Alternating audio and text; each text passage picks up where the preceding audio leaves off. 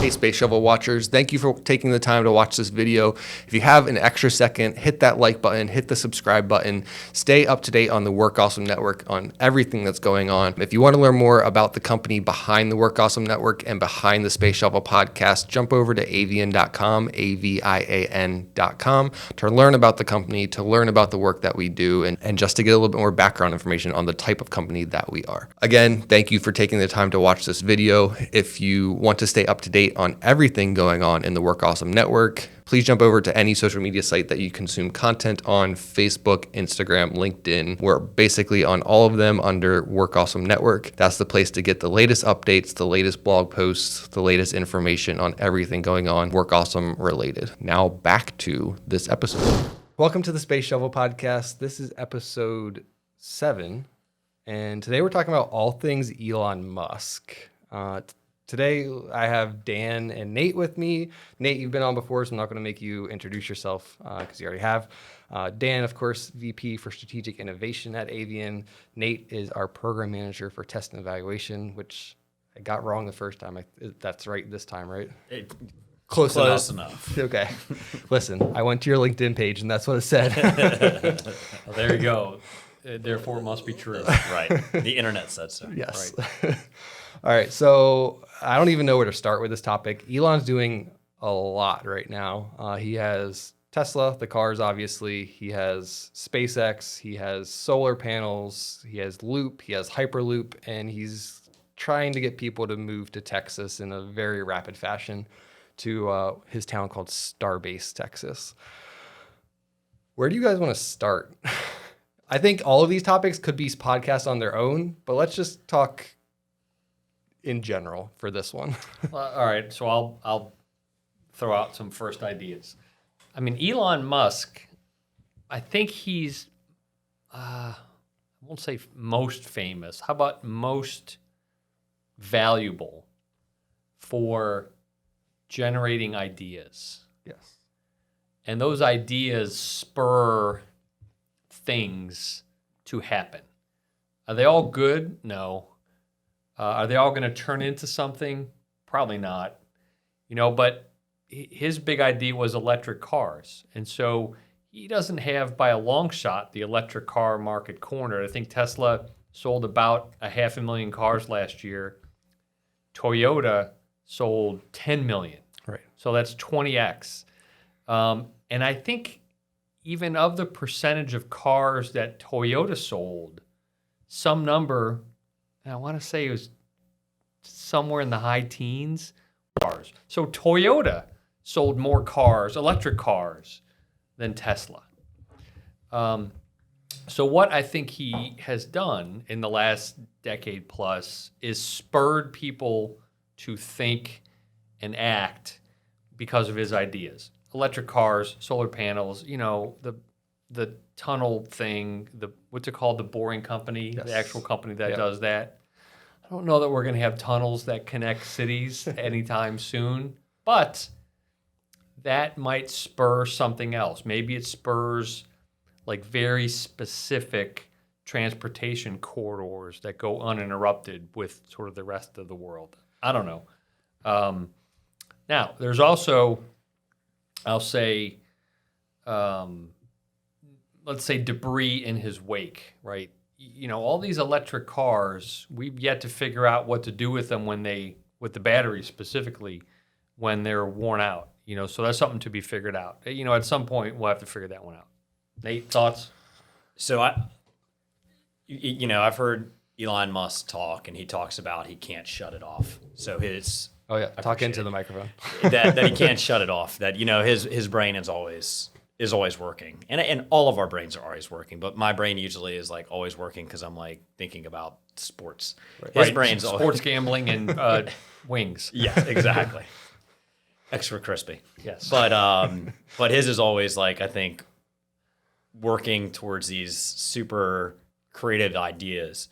I will say I agree that maybe he's not taking on Toyota from a electric car standpoint, but I think he's very important that he provides at least the United States of America a part of that share of that market. Fair. And I think that, I think that's important because I think that, perhaps the big automakers of America are a little bit behind, and him jumping into it Pushing them. is good. Yeah. Because I think, we could lose that, and that could, either Japan or another country, really pushes hard, and they become the experts, and we were left behind. So I think he pushed, and I think that's good. Are electric cars perfect? No, but they're important, I think, as we go forward.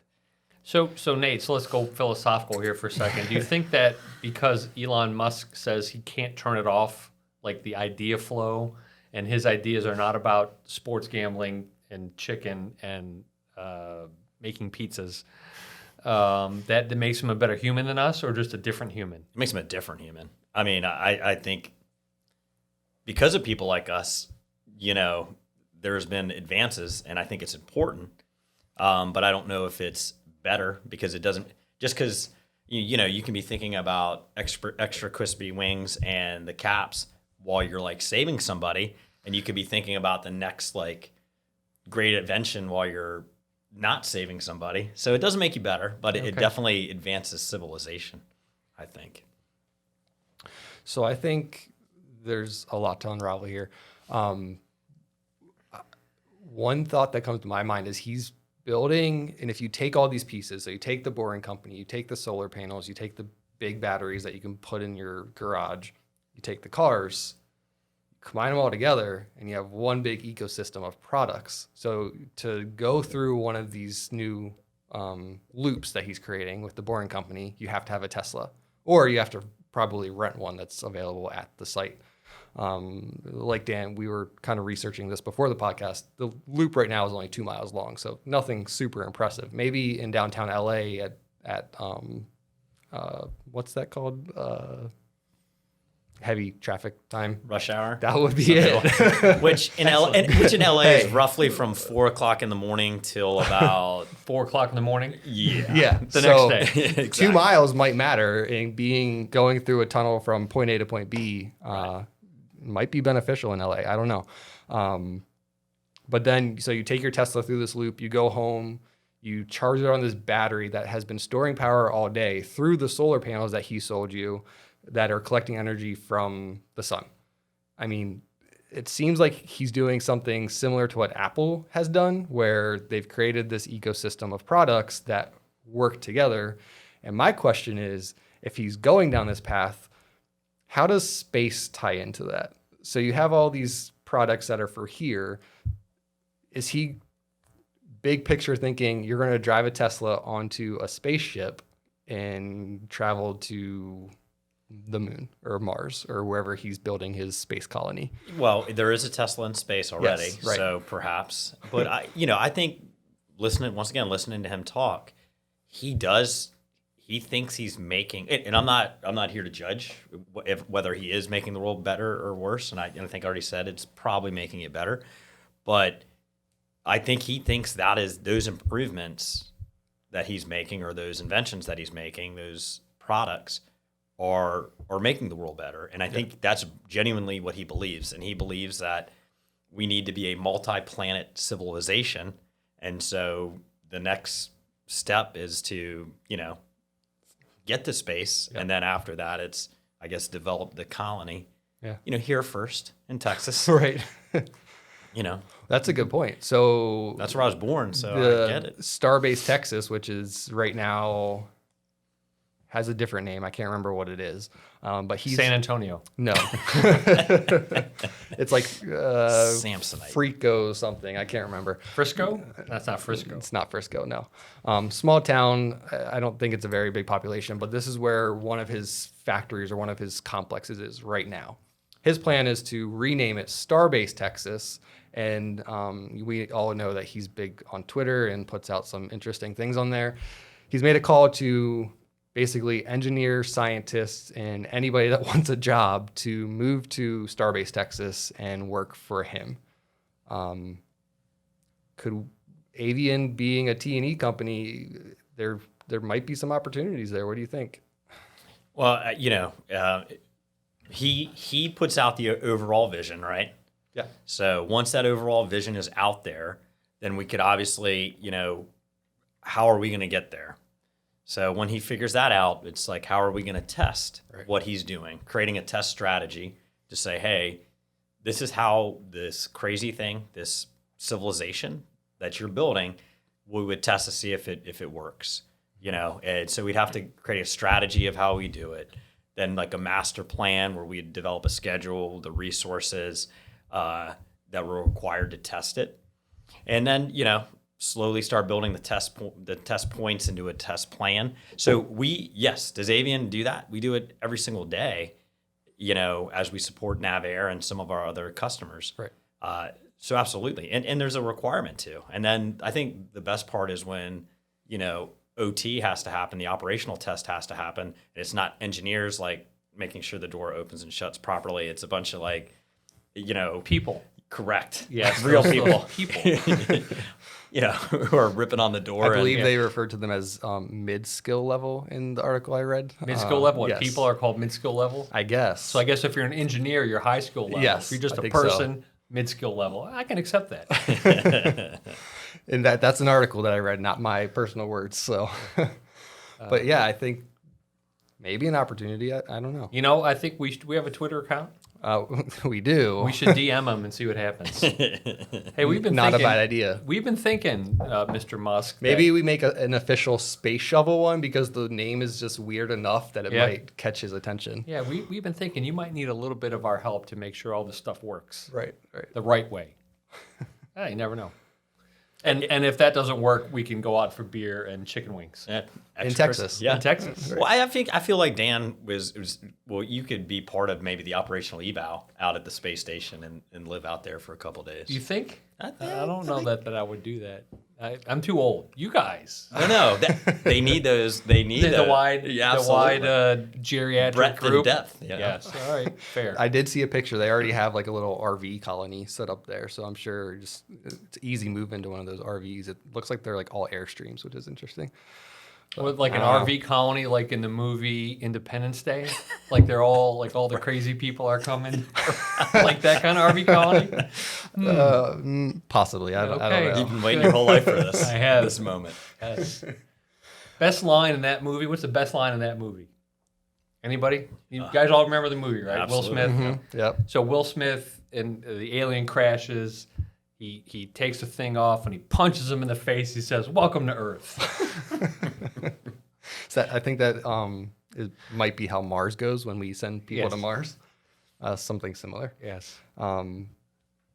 Let's talk a little bit more about the loop and then the hyperloop as well. So we talked about the idea of the loop is that you can drive a Tesla onto it, a Tesla car, or I guess truck coming soon, onto this loop, go a short distance. The idea of the hyperloop is that it's connecting basically continents. So now we can travel from America to Europe in a fraction of the time that it would take in the air or by boat. Well, by boat's not a good example, but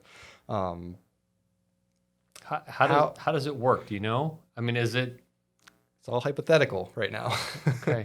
So there's some small scale testing that has happened where they create this replica. It looks like a subway car. It looks like one of those high speed like Japanese subway cars that they have. I don't know the exact name. The bullet of them. train. Yes, the bullet trains. And you basically get in and hope that it doesn't crash right now. I don't know. It's interesting. Yeah. So Nate, I'm out for the Oppavel for that one. Not part of that one. Let me see if I can figure out. You want to do the DT portion of it. Uh, You want to be the first guy I'm not sure I want to do that either. I'll be the guy who presses the button that says go. with your clipboard. Yes. All right, I hit the go. What time is it? Go. So it looks like they're hoping that it goes about 670 miles per hour. And just so you guys can see, I don't know if I can pull this up any bigger, but that's what one of the shuttles looks like. So kind of like a bus on a train track. Yeah, so that goes almost so 700 I'm miles an familiar hour. generally with that speed. That's about how fast airplanes go. So why wouldn't we just use airplanes to go across the oceans? Why go over the ocean. when you When go you go under. Under the ocean. Excellent. All right. I get it. Not at all. Maybe. So I go back to that's one of these really good ideas that might not be so practical. Right, and I don't. Maybe it's the. So you think about not the concept. When you go to an airport, you have to go through security. You have to go through all these protocols. It takes an extra 4 hours to get to wherever your destination is. I guess with the Hyperloop, You wouldn't have to do that. I think you're right. Because think about like a train station now. There's no security at train stations. You just get on the train and that's it. I think you're right, Ian. If you put a sign in front of the Hyperloop that said no bad guys allowed, then Right. no bad guys would come in and then you'd be okay. You wouldn't have to worry about some bad guy Right. blowing it up like in the middle of the Atlantic Ocean. So I think that's a good idea. Yeah. Maybe we should try the no bad guys sign for airplanes. Maybe it would work. Can't believe we haven't. Yeah. I know. It could be a good idea. I mean, those seem pretty easy to print. How many can we sell, right? Right. Well, there you go. There's our marketing thing for the company. Yeah. We'll print the no bad guy signs. It's genius. Damn. We got it. We're going to be 1 billion tomorrow. Yes. I mean, but to the loop idea, Yeah.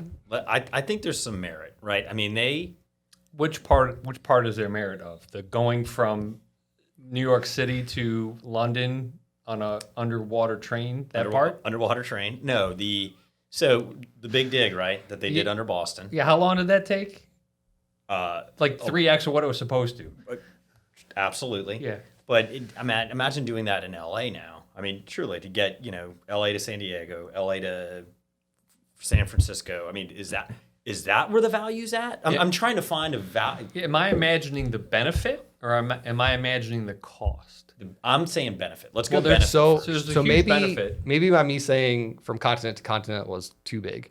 Let's think about like from East Coast to West Coast in 45 minutes. I think we should stick with Nate's LA to San Diego first and see if we can get Well, to yeah, San okay. Diego. And then if we can get from LA to San Diego, let's then go from San Diego to, I don't know, pick a place, Chicago. Okay. I agree with you that getting from LA to San Diego, very difficult. Mhm. And the benefit of it being not very difficult is good. How much are you willing to spend of like the country's coin, country's gold, to actually do that for the subset of people who care about going from LA to San Diego? Well, doesn't California have a budget surplus right now? I could not think of a better way to invest in hyper tunnels with that money. I could maybe think of one better way. Give it back to the people. That's one better way. So okay, all right. So let's presume that there is a benefit to going from LA to San Diego. Do you have to go in a straight line because it's the shortest? What if you made like a really big half circle and came all the way out into the desert and came all the way back in the desert, but went really fast above ground, like on a bullet train? Right. Yeah, but I mean, you have to lean right the whole time, though, if you were doing it. it's like NASCAR. Yes. But it's the there is so much suburban sprawl. Well, you have to go really far out. Yeah, this is the problem. Like Arizona. You have to go to Arizona right, and then come back. New Mexico, Arizona, Yeah, so I think the sprawl. I is guess just it's so probably much. Nevada. You have to go to Nevada and then Arizona and then come back around, right? Yeah, I mean, Doing my geography in my head. So as we're talking, I'm not looking at San Diego to Los Angeles, but I'm looking at Los Angeles to San Francisco. The average drive time is about 5 hours and 48 minutes. The average fly time, probably just on the actual airplane, not to go through security and pick up your bag and do all that stuff, 1 hour and 25 minutes. They're saying on one of these Hyperloop trains, it would take 45 minutes from LA to San Francisco. So now hypothetically, you're working in Silicon Valley, but living in LA, where I imagine it's a little bit cheaper, maybe not much cheaper to live. But now it's a 45-minute commute to work every day rather than a potentially if 6 hour. if your house was right next to the True. train get on place, whatever True. they call it. Yeah. But the mouth of the the mouth of the yes. Yeah. So, and Apparently the company Virgin Mobile does phones, but they have everything else that they do. Virgin Atlantic, Galactic, Right. whatever. They are also looking at Hyperloop technology, and they're looking to bring it to reality by 2030. So that's Is the 9 Hyperloop years. technology like the electromagnetic, like just like well, I would call it emails, but you guys probably know it as roller coasters. I believe so. I think it's very similar to the bullet train. Yeah. So, and bullet trains are magnetic as well, aren't Yeah. they? Got me thinking. I mean, we talking Rebel Yell here? Or are we talking? No, if you're talking King's Dominion. King's Dominion, you're talking the Anaconda? no, the backlot coaster, or whatever it's called. It used to be called the Italian Job. Oh, Where yes. you launch Yeah, it off. still is. There's Yep. no hill. It just shoots off. Um, And we've taken this a long way. where else? There's another roller coaster in Florida at Universal. There used to be a Hulk roller coaster, and it did the same thing. Just launches you off. Yeah. Yeah. I think So I wouldn't want to be somewhere like under one of the coastal mountain ranges in California, like when the power goes out and you're Right. and you kind of go and you just stop. well, it's What just would hooked up happen to then? batteries, right? Oh, that's It's right, just- from the sun. Yes. So it better not rain. Yeah. I think we talked Ian, this about is going to be Hyperloop. this is Well, going to be listen. a terrible podcast. No, not at all. This is going to be the best podcast. I guarantee you that. I guess let's ask the question: and maybe you've already answered it. Would you get on it? Would you get on a Hyperloop train and take it from LA to San Francisco or DC to Chicago? I probably would. The answer is yes, depending upon two things. One, how far underground it goes. Right. If it's 30 feet or 40 feet, probably yes. If it's like 400 feet, maybe not. That's one. And two, how often the escape hatches are. Yes. Got to be like every, I don't know, mile or two. Then I'd be okay. Interesting. Nate, how about you? Are you getting on? I think I'm getting on, but I'm trying to think about how this I think we've been on high-speed trains before. Most of us have. Not a big deal. But, the underground portion, I mean, you bring up a good point. Like, are we getting down into, like, thousands of degree of temperature because we're in the core? Or are we just, getting below the infrastructure? That's a good point. And then, what is my exit strategy? Right, when just in things go case. wrong? Yeah. Again, I brought up to Ian, I don't know, a couple of weeks ago, we were doing a Zoom meeting, or I guess it was Microsoft Teams, and PowerPoint just stopped working. It just didn't work anymore for no reason, no unknown reason, because just stuff happens. We've all seen it. And it was, Control Alt Delete, Task Manager, restart. I don't know. I'd rather have that not happen if I'm 400 feet underground on a bullet train. Yeah. So I think another thing that sets these apart is, and maybe I'm wrong, but I'm pretty sure these are like single car units. So I don't know what the biggest cause of train wrecks is. I assume it's like two trains colliding or derailing. But I assume that having I'm gonna stop you right there. I think the biggest cause of train wrecks is people running the fence and getting their truck squashed. Yeah, getting their truck hit. Now, Potentially. I'm Is it saying always a this- truck? Are you I feel like making the- some sort of yeah. a judgment Some here? when you type said of truck? generalization. I feel like the train wins most of the time, though. I think maybe every time. Yeah.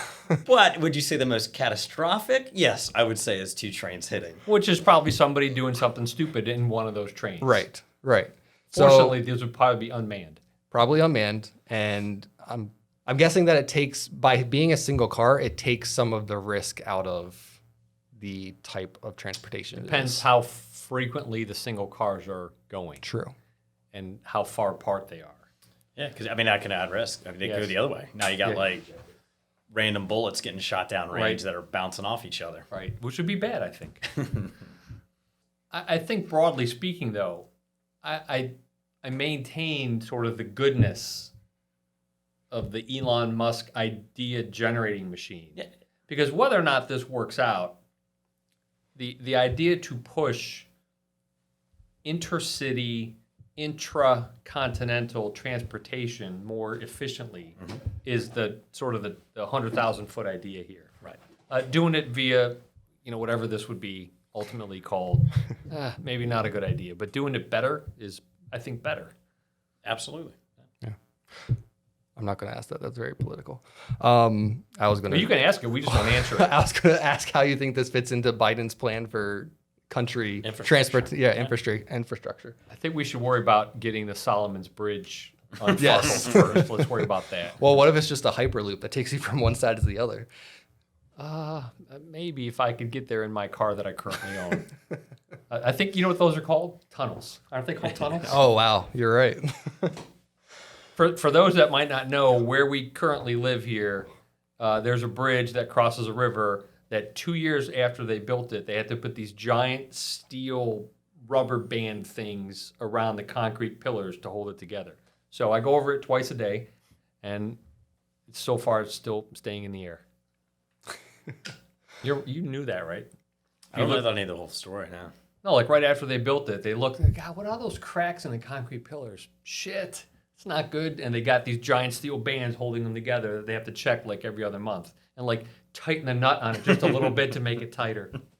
It's interesting. Giant wrench. Did you know that? I did not know that. You guys should go take a look. I mean, I've been under it. I have not Just noticed. look up next Yeah. time and go, God, look, there are those big steel bands holding the whole thing together. I hope they stick. There's an off-topic story there, but I don't want to get into it. I think we're good. We're right at 30 minutes for this podcast. It was kind of all over the place, but I think it turned out to be a good conversation at the end. Final question. Avian gets an office in Starbase, Texas. Are we all moving there? I'll move there because there's no state income tax, so it's like getting a raise. Oh, really? I mean, that's enough for me. I'm going. And good food, Yeah, and good You food. lose the seafood, but you get, You get some the other 3 food benefits. groups in Texas, right? Barbecue, Yep. Tex-Mex, Yep. steak, Can't go wrong. And tequila. and tequila. There you go. All right. Yeah, I think I would go, and I don't know what I would do there. Maybe the same thing, just out of an RV at Starbase, Texas. There you go. All right, Dan, Nate, thank you for being on this podcast with me. It was definitely a fun one, an interesting one. Until next time, I will see everybody later. I should have done an outro, but it's fine. Winnebago. Dan's a Winnebago, man. Winnebago, not an Airstream guy.